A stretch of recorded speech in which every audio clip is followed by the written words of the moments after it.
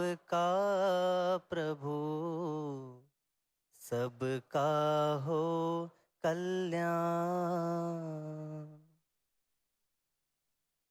सत्संगत जी, प्यार से कहना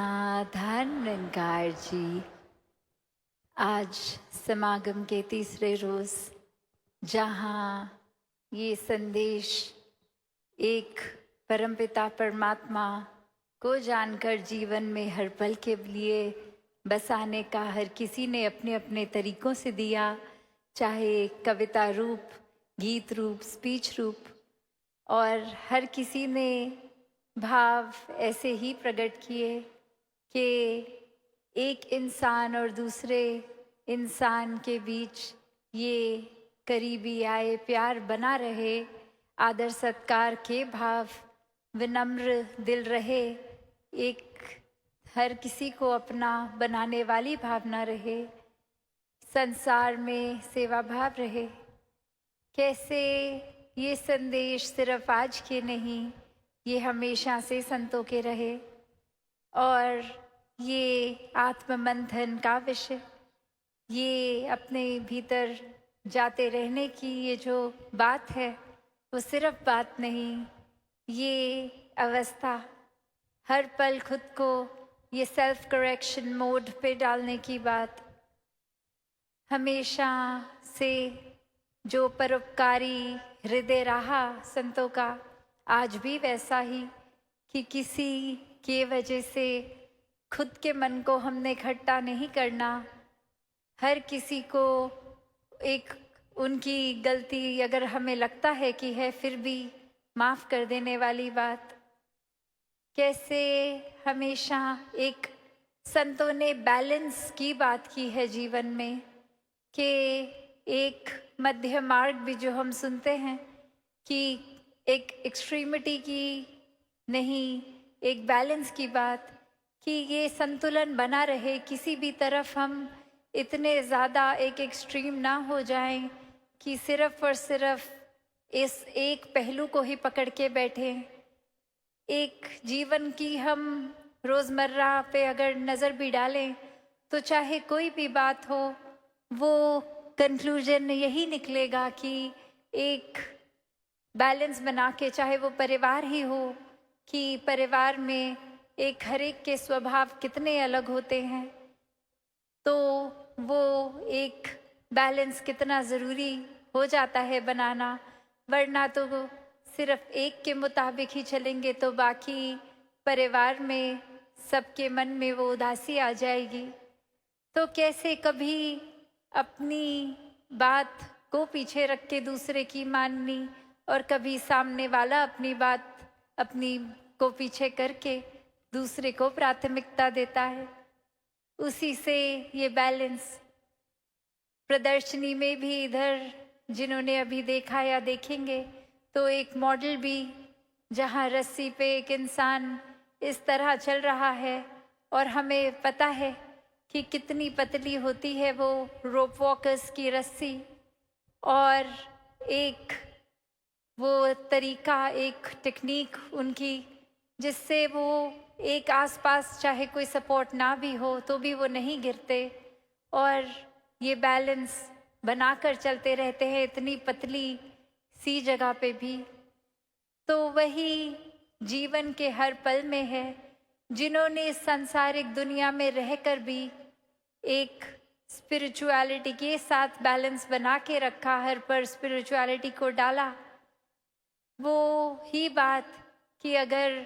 आध्यात्मिकता है तो वो इसी संसार में हमने जीवन जीना है, हर पल को जीते हुए उसमें आध्यात्मिक होना है, वरना तो वही ये बात हम सोचें कि एक बिल्कुल ही अगर ऐसे आर्थिक दुनिया में एक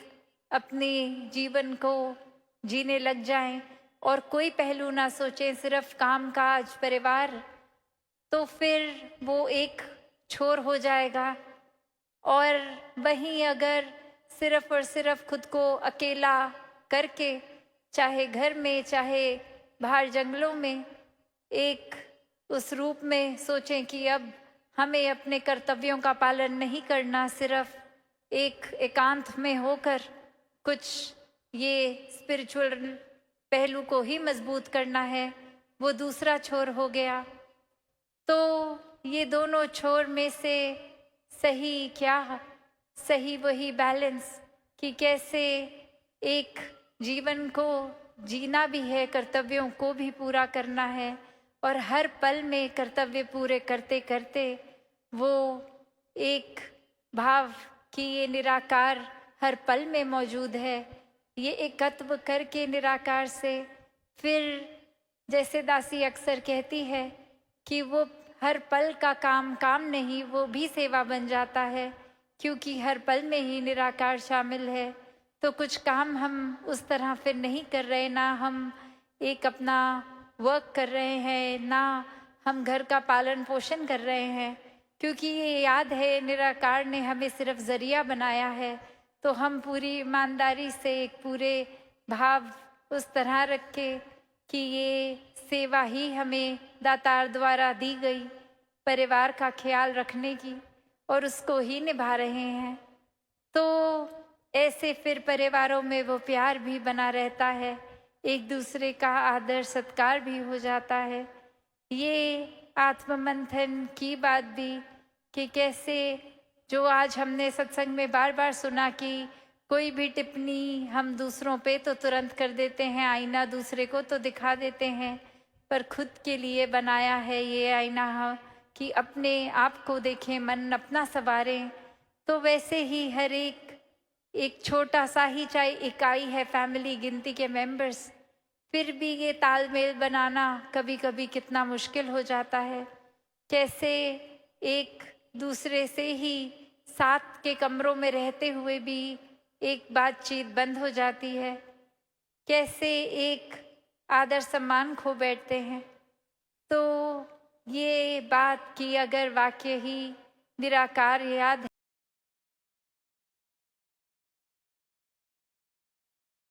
पल में जो अभी हम राजपिता जी की विचार से प्रेम का भाव भी श्रवण कर रहे थे कि ये प्रेम की ही अपने आप में क्वालिटी है कि अगर प्रेम है तो हमारे अंदर ये निखार रूप आता रहेगा, ये मन भी दुरुस्त रहेगा। तो वही एक हर समय की खुशबू मन में रहे। ये पारिवारिक रूप तो छोटा हो गया, पर यहाँ हम संसार वासुदेव कुटुंबकम की बात करते हैं कि कैसे पूरे संसार में ही वो परिवार रूप देखा जाए, तो कैसे फिर पूरी मानवता के लिए समर्पित ये दिल हो सकता है। ये अच्छाई बुराई किसी की आंख देखती नहीं, फिर किसी की जाति पाति नहीं देखती, कोई ऊंच नीच नहीं देखती, कौन किस एड्रेस पे रहता है, कौन कितना आर्थिक रूप में किस तरह है, ये आंखें अब भेदभाव नहीं कर रही। और जहाँ भेदभाव नहीं है वहाँ दिलों में फिर नफरत भी नहीं होती। तो जीवन में ये एक रस रहते हैं संत। संत सिर्फ एक ही नज़र से हर एक को देखते हैं, और वही नज़र की बात कहाँ से आती है, ये दातार इस निराकार से, इस परमात्मा से जुड़कर आती है। वरना दिमाग पे छोड़ दें अपनी सोच पे, तो कुछ पल के लिए तो ये दिल भी शुक्रगुजार रह सकता है, पर ये अवस्था बनना 24 घंटे की, ये फिर दिमाग को, क्योंकि ये फीचर ही है दिमाग का कैरेक्टरिस्टिक कि कभी कुछ याद है कभी कुछ याद नहीं है, तो ये कभी शुक्राना करना याद रहेगा या कभी नहीं। पर जब वो अवस्था ही बन जाती है फिर वो दिमाग का काम नहीं है, वो तो फिर अपनी रग रग में ही हम वो चीज़ डाल लेते हैं, तो ये शुक्राना भाव आ जाता है। और अगर जैसे वही हम बैलेंस की बात पे फिर से जाएं, तो एक तराजू हर एक ने देखा है, कैसे वो वेइंग स्केल दो उसके एक एरियाज जहाँ हम एक जगह एक वेट डालते हैं और दूसरी जगह देखते हैं उतने ही वजन का जो भी सामान डालना हो, तो कैसे वो जब बैलेंस में आ जाता है, एक जितना उठा हुआ दोनों हिस्सा, तो पता लग जाता है कि हाँ अब ये भी उतने ही केजीज का हो गया है, दूसरा साइड भी। तो मन में हमारे ये एक एग्जाम्पल के तौर पे तो चीज़ पता है, पर मन के भीतर जब देखें तो ये तो आएगा कि हमें प्यार एक करना भी है, और जब रिसीव हो प्यार उसको अपने अंदर डालना भी है। पर अक्सर हम वहाँ चूक जाते हैं। एक उस तराजू के बैलेंस को बिगाड़ना एक मन की अवस्था के ऊपर हो जाता है कि ये तो भूल जाते हैं कि अगर हमें एक प्यार को जितना देना है, अगर एक्सपेक्ट कर रहे हैं कि उससे ज़्यादा मिले या उतना मिले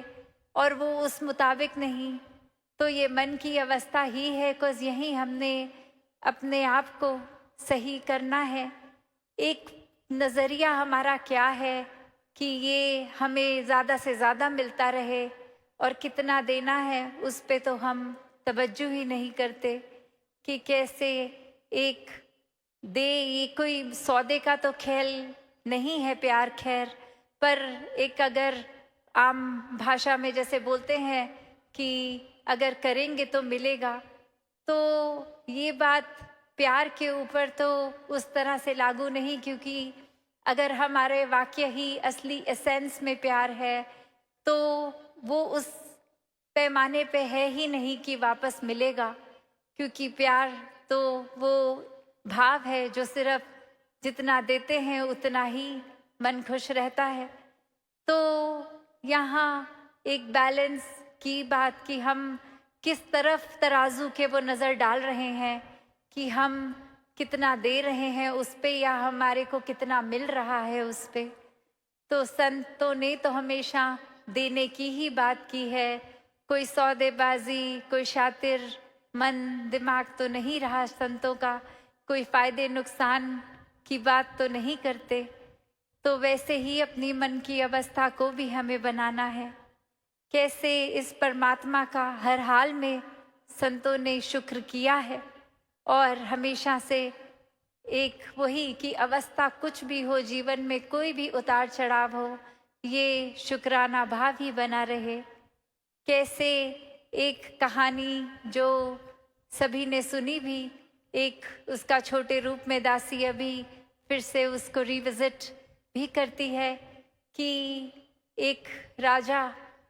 एक अपने मिनिस्टर के साथ जा रहा जंगल में, और वहाँ पे एक बहुत देर कुछ घूमना था उनको किसी वजह से, और अब घूमते घूमते भूख लग गई, धूप भी काफ़ी थी, और एक पेड़ नज़र आता है जहाँ फिर वो डिसीजन होता है कि थोड़ी देर ब्रेक ले लेते हैं। कुछ इस पेड़ के ऊपर फल लगा हुआ है, उसको खा लेते हैं। और अब जब पेड़ के नज़दीक जाते हैं तो देखते हैं कि एक ही फ्रूट लगा हुआ है पूरे पेड़ पे, चाहे उस पेड़ पे पत्ते बहुत हैं, शेड मिल रही है, एक आसपास उनको वाटर सोर्स भी मिल जाता है, पानी का इंतज़ाम भी हो जाता है। पर अब भूख की बात है तो बस एक फल और दो व्यक्ति, वो मिनिस्टर और उसका ये राजा। तो अब ये भूख की पूर्ति कैसे हो? तो फिर भी वो राजा उस तरह से इशारा करता है और वो सेवक के रूप में मिनिस्टर वो ले आता है फूल नहीं सॉरी फल, और वो चखने लगते हैं अभी। और ये राजे की नज़र में क्या आ रहा है कि उसने तो साथ वाले व्यक्ति ने, इस मिनिस्टर ने तो पूरा ही फल चख लिया, ऑलमोस्ट बस ख़त्म होने ही वाला था। तो राजा की भूख बची बहुत थी और कुछ बचा नहीं था, तो एक इंस्टिंक्टिवली उसने वो फ्रूट खींच ही लिया हाथ से कि कुछ तो दे दो मुझे भी। और अब जैसे ही चख मारा और वो बाइट में वो फ्रूट इतना कड़वा, इतना खट्टा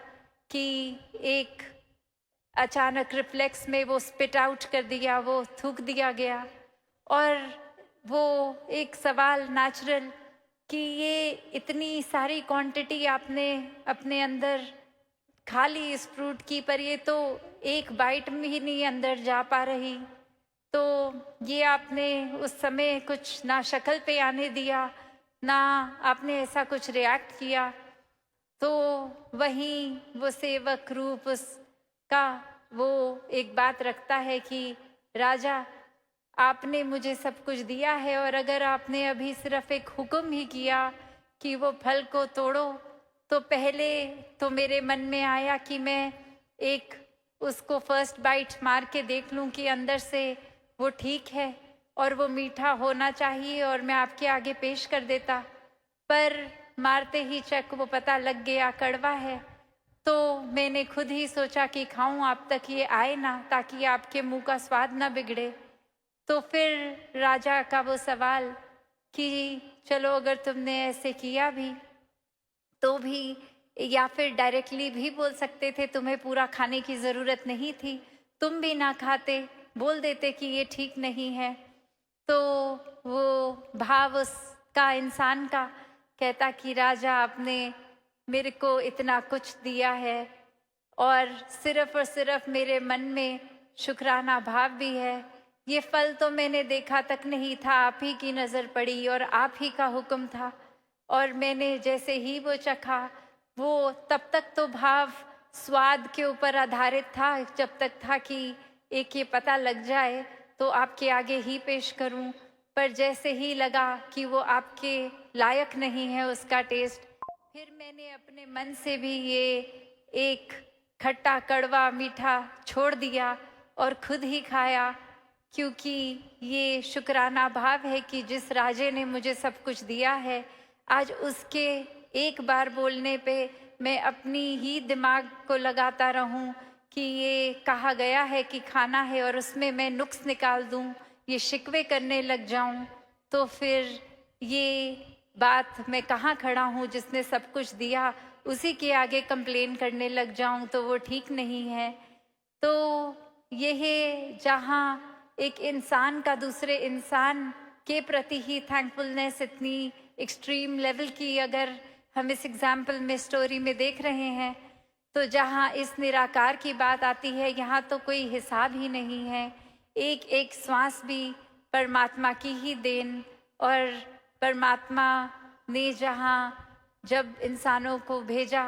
और जब ये श्वासें बंद करनी है, सब परमात्मा की ही रज़ा। तो इतनी इस जीवन के दौरान हर पल में कितना कुछ मिल रहा है। बेशक बीच में कभी किसी एपिसोड को हम अपने मुताबिक एक डिस्टर्बेंस की तरह देखते हैं, अनप्लेजेंट एक्सपीरियंस देखते हैं, पर ये निराकार ऐसा किसी को कुछ नहीं दे रहा जो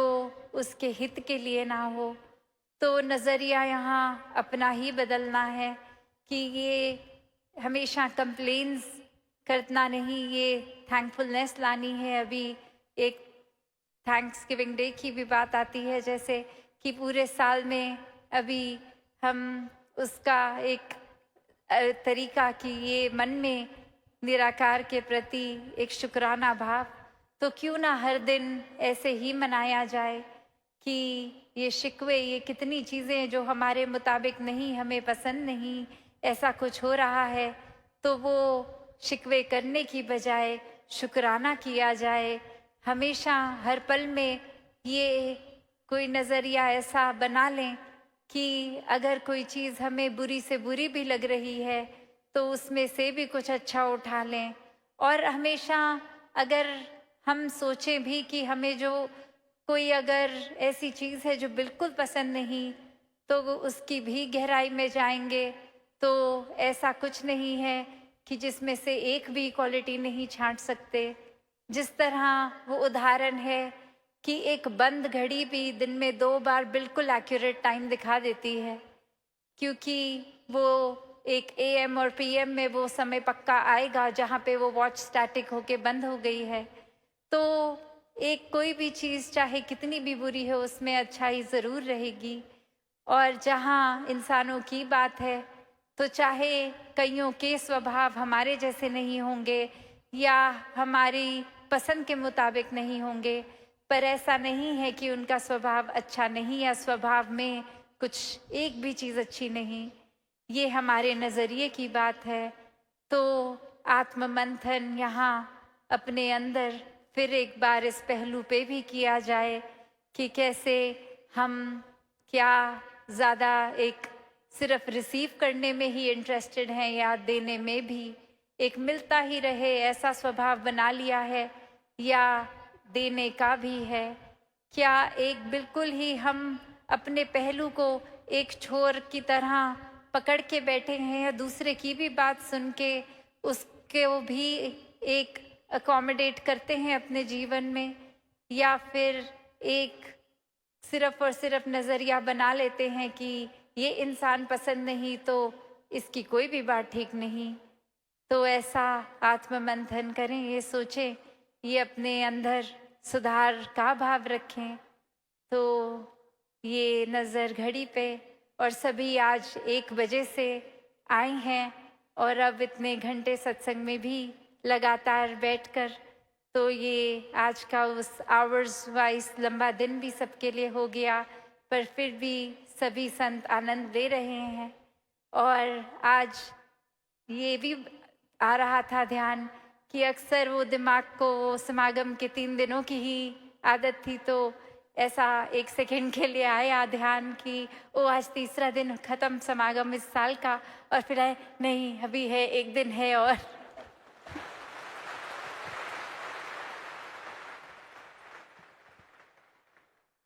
तो वो चाहे किसी न किसी कारण से, कितने महापुरुषों की वो चाहे वर्क कमिटमेंट्स हों, बच्चों के स्कूल हों, तो शायद चाहे वो कल का दिन भी पर कुछ अटेंड अगर नहीं कर पाएंगे या फिर किसी वजह से नहीं आ पाए अपने घरों से,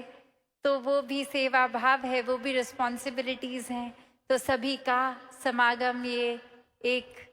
भाव से ही है, तो चाहे पहुंच पाए या नहीं, या बीच में से जाना पड़ा, सभी का समागम मुबारक है। और दासी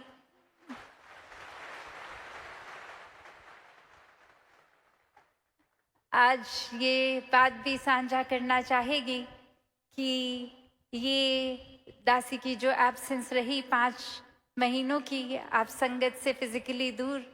तो ये एक स्वास्थ्य रूप की अरदास हर किसी की एक कभी ना कभी किसी तरह से पहुंचती थी। तो वही बात कि आप सब संगत जो संगत माँ सर का ताज हैं, आपके आशीर्वाद से वो स्वास्थ्य भी अब ऑलमोस्ट पूरी तरह रिकवर्ड है जी।